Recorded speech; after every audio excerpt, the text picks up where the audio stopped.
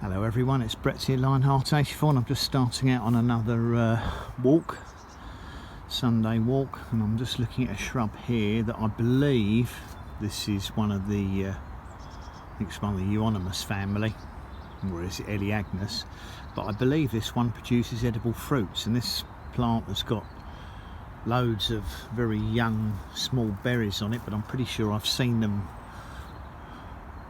I think they call them silverberry. But obviously I presume they turn a different colour once they're ready. It's quite a decent sized plant that's been cut back a fair bit, but I've never really paid any attention to the berries before, so I shall keep an eye on this later in the spring just to see if it does produce fruits that are indeed edible. Anyway, I'll do a few short clips on my walk today if I see anything interesting as usual, but it's the first time I've looked at one of these, but I'm very sure they are an edible fruit. Catch up with you in the next part of the video. There's a lovely old wall here that I'm walking past in a local park.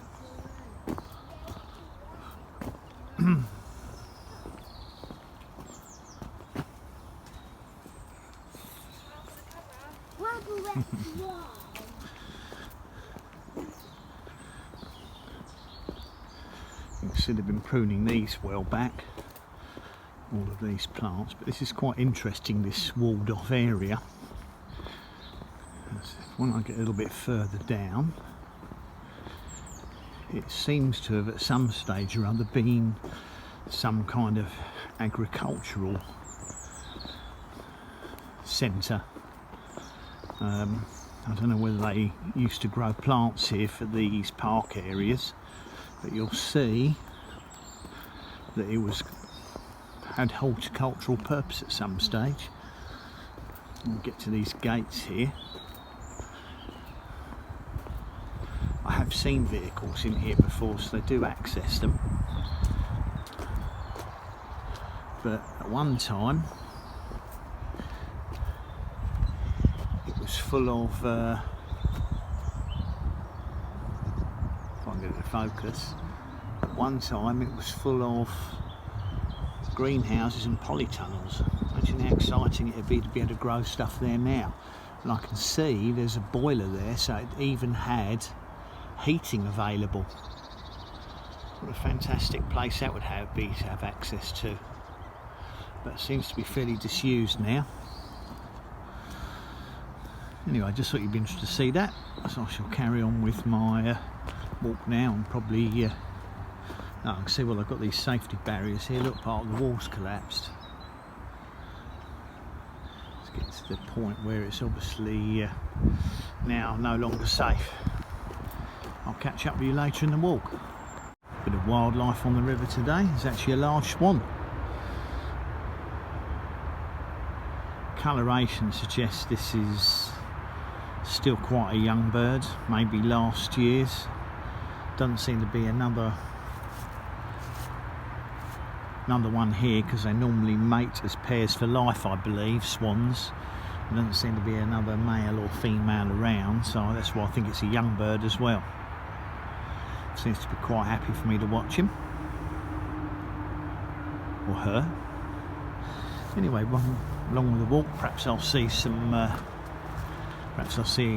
more swans further up, a male or female. Pause the video for now. As you can see, there's quite a few wild mallard ducks there on the riverside. Looks to me like 2 females and 3 males, so they'll be having a fight later. Or it could be they've got young ones. Maybe they're not females, they might be younger ducks from last season. You do get a few on the river sometimes. If I can get over the other side without disturbing him. He's taken off, that's a shame. Flying into the distance there, I think that's an egret, that white bird. It's not a heron. There's actually a lake near here, so they probably nest on the lake. And that's the bridge to the underground goes over that I've shown before. This is a source of a great shame here. There's a few trees have fallen across the river and broken the flow, but look at the litter that's here. And what I can't believe is the amount of footballs.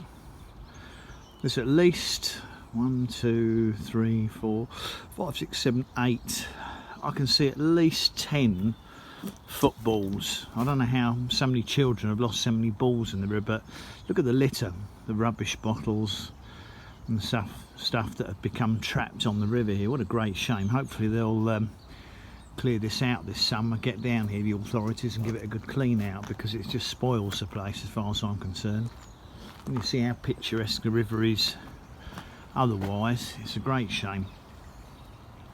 Anyway, on with the walk. Touch of the exotic here, survived the winter without any problems. These are Trachocharpus, these fan palms. Very hardy. Not had any problems with the cold weather we've had. A little bit of browning on the edge of the leaves, but nothing much.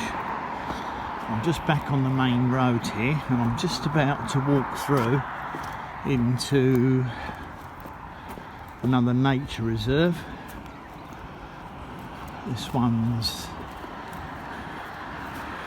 I think they call this the Roding Valley Country Park, this one. The river runs through it again, but I'm not going to walk that way along the river. I'm going to walk along the top here. I've never walked through this park. Well, I have, but I haven't walked through this park for about 35 years. So what's caught my eye here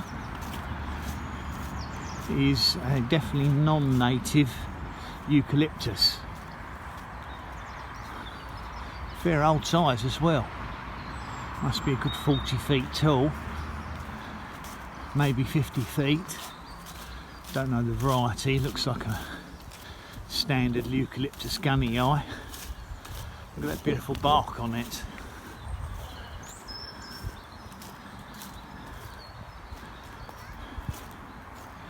And it's got seed pods on it as well, so it obviously does flower here, and fruits. Got some silver birch ahead.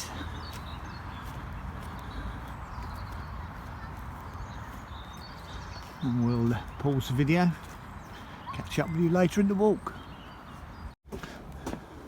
So I haven't walked this way before, and I was looking for a footbridge over the underground line, which isn't underground at this section, and I've managed to find it.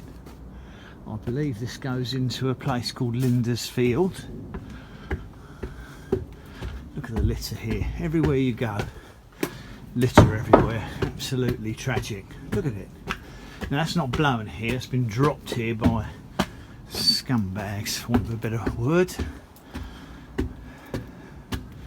A great shame.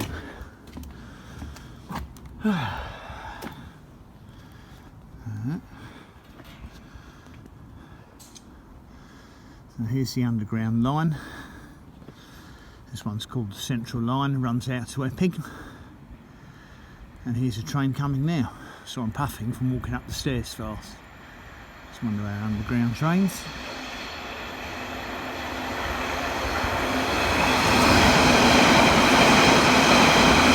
But he's going in the London direction.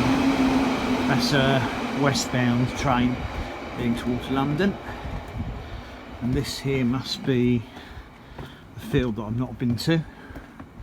Linda's Field, which I think I can walk up and through. Everywhere you go, litter, graffiti. What a horrendous country this is. Gate to walk through.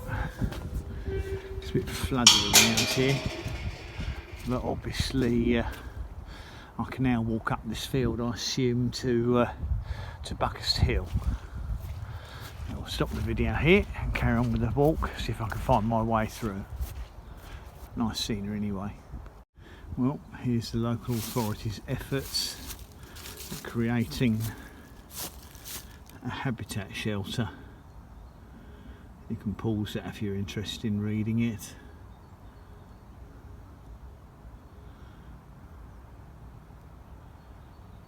No doubt there'll be something of interest in living in there, but I never know, because you'd have to dig it all up.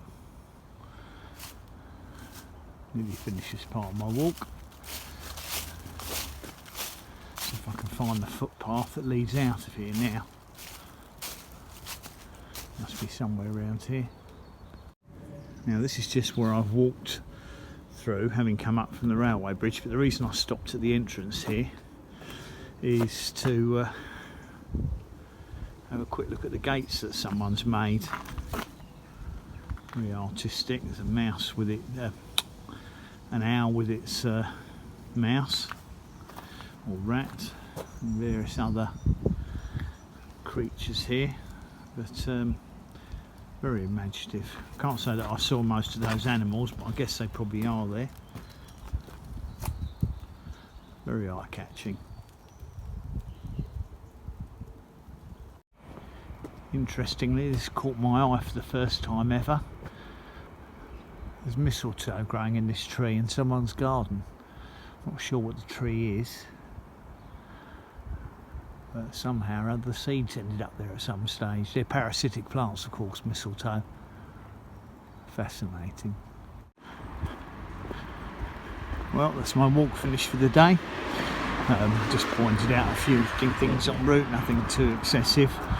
Just coming up to 10 kilometres now, so around 6 miles. So I'm quite pleased. I've hit my Sunday target. I'll try and walk each Sunday that I'm not busy going out or doing other things. Thanks for joining me if you have done, and I shall see you all in the next video. Thanks for watching. Right out for now.